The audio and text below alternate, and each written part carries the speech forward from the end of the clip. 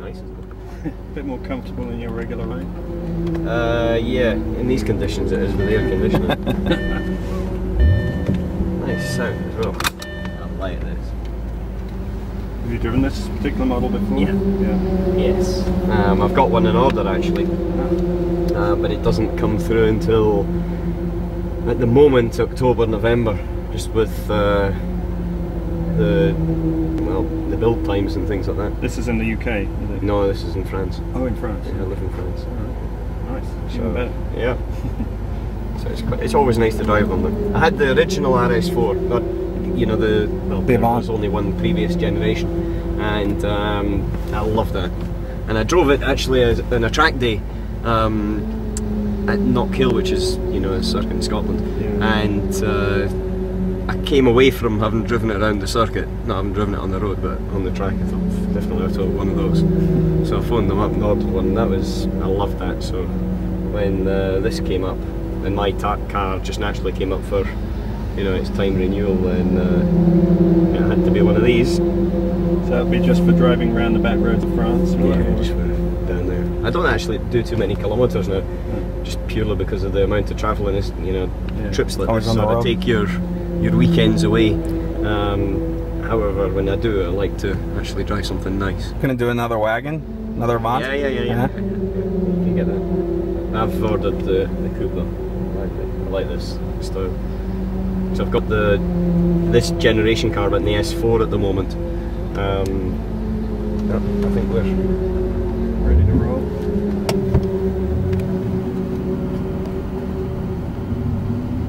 Maybe not completely ready to rock and roll.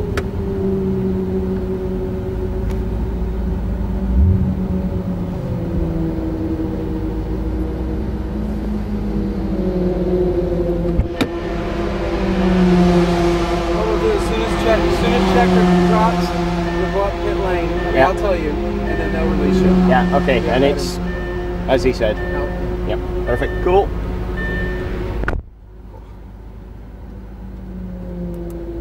It's alright for you chaps with your short sleeve shirts. I've got 4 layers of thermal underwear effectively on. These are 3-layer suits plus an underwear, and they're like thermals when you wear them, and these conditions are, I've got to be honest, they're not the most fun things to wear. But then again. What do you think of the diesel car, the race car? The car is obviously, from a technical point of view, extremely advanced. As advanced as anything that's racing. Doesn't matter, even in Formula 1 or whatever, it's up there. To drive it is quite different from a petrol car or a standard gasoline car, because it's got so much more torque, you know, a significant amount of torque. Down to the end of pit lane. Yeah, you can go down to the other end. You can't see back there. Let these guys. Yeah. Just never know when they're going to duck in quick. No. Is it better to wait till the checker? Do you want me to wait till the checker goes out? That would be, well, then you're going to have to wait for them all to come in if you do that. Okay. Here for a minute. Okay. All right, yeah, you want okay.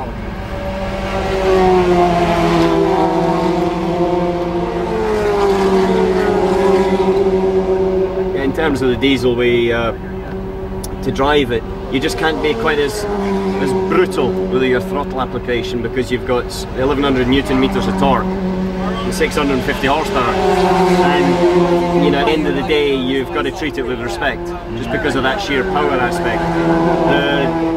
The course of development of the car, because it's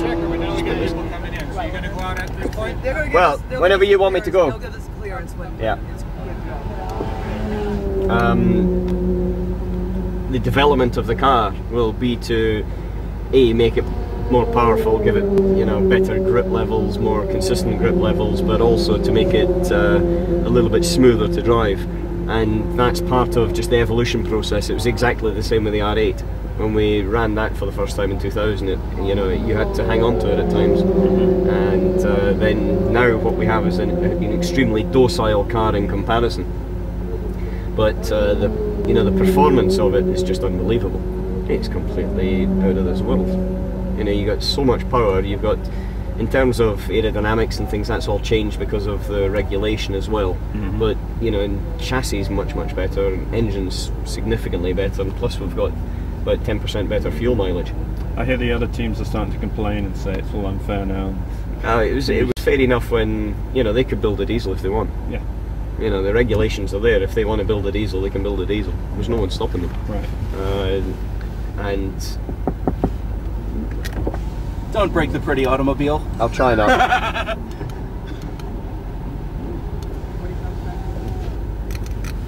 But yes, that's always the case, that when someone steals a march in any category, the others complain because they don't like it. But you know, ultimately the rules are the same for everybody, and everyone can do whatever they want within them, and this is the way that Audi felt they could use them to the best advantage and exploit their technology and knowledge. Yep. You know, and from that point of view, I'll be quite happy driving it. But Peugeot have already came in with, or they've committed to coming in with a diesel as well next year, and I think in the overall principle of things it's very good, because we're in a changing world. You know, we can't stick around with the same philosophies that we had 30 years ago. You know, it's just not there. We need to be a little bit more environmentally friendly. We need to understand that the resources are, you know, more important and a little bit more valuable than they were before, and you just can't use them indiscriminately. I hear the car's very quiet. Yeah. Do you notice that as a driver? Yes, you do. You notice it very, very quickly, because when you get to 120 miles an hour, you can't hear the engine. That wasn't the case before. No, you heard the engine all the way, all the time. And the wind noise over it, it's not because the engine goes silent because of the acoustics of that, but just the wind noise over your helmet drowns out the low engine noise. And it is significantly quieter than the R8 or the petrol engine, partly because it's revving less, because the diesel revs less, as you know, but also just with the sort of acoustics of it, it just seems to sort of quieten itself down and just goes along. It feels like you're floating. It's quite bizarre. So less stress on you. Yeah, I think audible stress, yes. On the driver. Yeah, but I don't think that was a design concept. I think that was a byproduct. Right. Is it tough to go back and forth from the R8 to the R10? I've been doing that a lot this season. Yeah, I've done it quite a lot because we've been testing and also racing the R10 at different times, and obviously racing the R8 in between over here. The funny thing is that you sit in the R8 and immediately you go to plug in your radio plugs over here, because that's where they are in the R10, but actually they're over there. And then you switch on the ignition and you go to switch on the starter, and it's over here on the R10, but it's over here on the R8, so there's a few sort of things crossed over. But once you go out the pit lane, then it has got the same DNA, and it works in the same way. Okay, you can tell that it's a diesel, you can tell that the weight of the car by regulations is a bit heavier, but the fact is it's came out of the same design department with the same people working on it.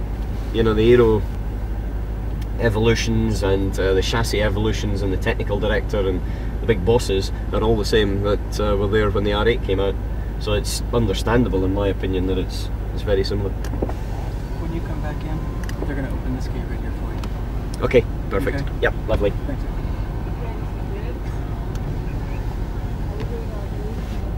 So have you been around here before? Never been to this track. Oh, you haven't? Well, you're going to have to hold on to your camera.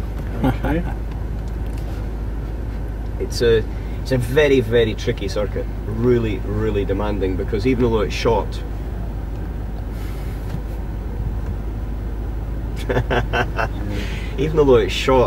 it's only and has 7 corners. Well, in reality 6 corners, because the first corner on the track map says 1 and 2, but it's 1 corner.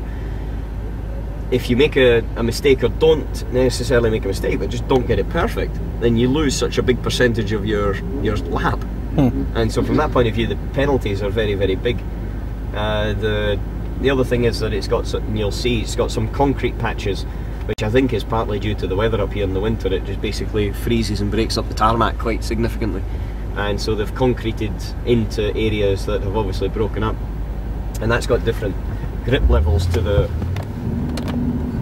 other parts. And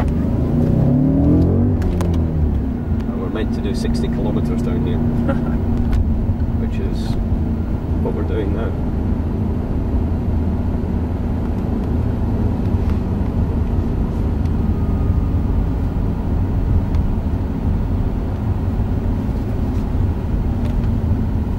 Oh, you go.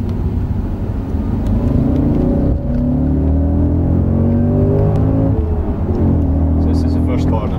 We come in here in 4th gear, and you see that concrete patch there. You've got to try and keep the car inside it because it's got less grip.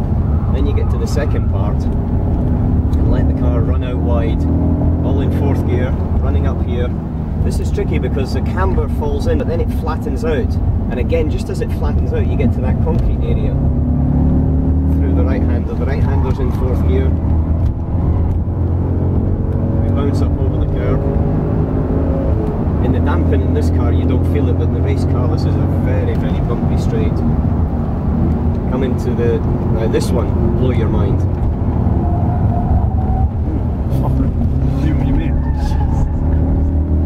So think of this, we're what, 3 feet above, 4 feet above the ground. In the race car, you're not, you're about an inch above the ground. That's in 5th gear, that corner. You run the curb on exit. You come down 6 gears, slight dab on the brake, and then in before you run onto the straight. That's one quick lap of Mid-Ohio. Our stint lengths are going to be 85 laps by the time we come around here. It's an unbelievable circuit because that's just it's going to be racing beyond belief. We've just been told you have 5 laps. 5 laps? Yeah. Hey, I've just been told we have 5 laps. You fancy another 4?